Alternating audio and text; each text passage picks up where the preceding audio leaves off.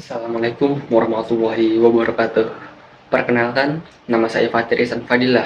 Hari ini, saya ingin membagikan review saya tentang sebuah buku kumpulan cerpen yang menurut saya cukup beda dan cukup menyentuh, yaitu Cerita-Cerita Hina karya Paulina Flores. Mungkin bagi sebagian orang, nama Paulina Flores masih terdengar asing, tapi begitu saya membaca cerpen-cerpennya, saya merasa seperti sedang menonton cuplikan-cuplikan hidup orang biasa yang jarang diberi panggung dalam dunia sastra. Lena Flores berasal dari San Diego, ibu kota Chili, dan dikenal sebagai penulis yang punya ciri khas. Tulisannya realistis, tajam, dan sangat manusiawi.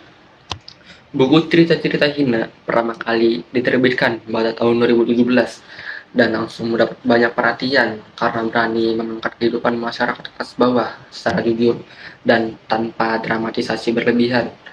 Buku ini berisi 9 cerita pendek yang masing-masing berdiri sendiri.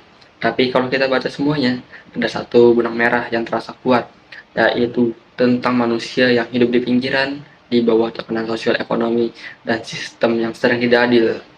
Beberapa cerita yang paling berkesan buat saya adalah Beruntungnya Aku, Laika, dan Liburan Terakhir. Di cerpen Beruntungnya Aku, kita diajak menyelami kehidupan seorang pemuda pengangguran yang hidup di tengah kota, tanpa arah, tanpa pekerjaan tetap, tapi tetap bisa tertawa dan bilang dirinya beruntung. Cerita ini terasa ironis, karena di balik rasa syukur itu ada keputusan yang dipendam.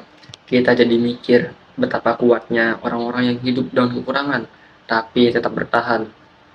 Lalu, di cerpen Laika, Paulina Flores menggambarkan hubungan ayah dan anak perempuannya yang hidup sangat sederhana. Nama Laika sendiri adalah nama seekor anjing luar angkasa, dan di cerita ini simbol itu rasa kuat tentang kesepian, keterasingan, dan cinta diam-diam antara dua orang yang saling menjaga meski jarang mengucapkan. Saya pribadi merasa ini adalah salah satu cerpen yang paling emosional karena mengingatkan kita bahwa cinta tidak selalu terlihat dalam bentuk pelukan atau kata-kata, tapi bisa berubah tindakan kecil seperti memasak makanan, menjemput pulang sekolah, atau sekedar duduk bareng nonton TV. Nah, cerita menurut saya yang paling menarik dan membekas adalah Liburan Terakhir. Cerpen ini bercerita tentang dua sahabat remaja yang menghabiskan liburan mereka bersama. Awalnya, cerita ini terasa ringan, main game, nongkrong, ngobrol hal remeh. Tapi perlahan kita mulai menyadari bahwa cerita ini tidak sederhana itu. Salah satu dari mereka harus menghadapi kenyataan pahit.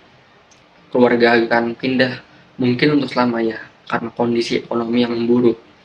Cerita ini menggambarkan betapa rumitnya perasaan remaja yang harus kehilangan teman, kehilangan rumah, dan kehilangan sebagian dari masa kecilnya semua dalam waktu singkat. Yang membuat cerita ini menyentuh adalah kontras antara kebahagiaan palsu yang mereka ciptakan di awal dan kenyataan pahit yang tidak bisa mereka hindari di akhir. Saya sendiri merasa sangat terhubung dengan cerita ini karena kita semua pasti pernah merasa takut akan perubahan atau kehilangan sesuatu yang sangat kita sayangi. Secara keseluruhan, buku Cerita-Cerita Hina menarik karena berani menunjukkan sisi kehidupan yang tidak enak dilihat. Paulina Flores tidak membuat tokohnya terlihat heroik. Mereka sering gagal, bingung, bahkan pasrah. Tapi justru disitulah letak kejujurannya. Kita bisa melihat diri kita sendiri atau orang-orang di sekitar kita. Di dalam cerita ini, gaya bahasanya juga sederhana dan tidak bertele-tele, tapi setiap kalimat punya bobot. Saya suka bagaimana Flores bisa menggambarkan emosi yang dalam hanya dengan percakapan sehari-hari atau detail kecil dalam kehidupan tokohnya. Untuk penilaian, saya memberikan 9 dari 10.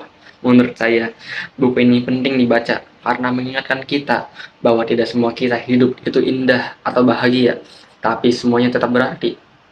Dan buat kalian yang belum pernah baca cerpen terjemahan atau sastra dari Amerika Latin, buku ini bisa jadi pintu masuk yang menarik. Akhir kata, saya sangat merekomendasikan buku ini. Terima kasih sudah menyimak review dari saya. Semoga bisa bermanfaat dan membuat kalian tertarik membaca cerita-cerita ini juga. Jangan lupa, kisah-kisah yang dianggap hina ini justru menunjukkan betapa berharganya sisi manusia yang sering diabaikan. Terima kasih sudah menonton video ini. Terima kasih. Wassalamualaikum warahmatullahi wabarakatuh.